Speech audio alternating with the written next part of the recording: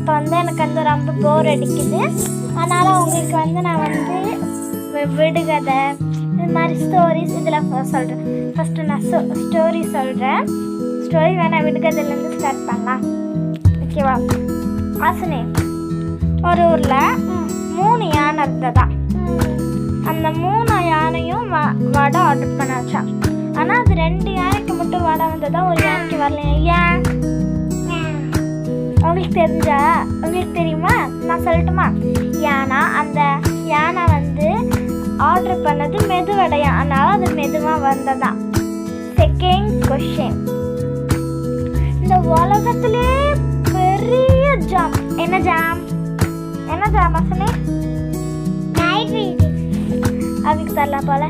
உலகத்திலே பெரிய ஜாம்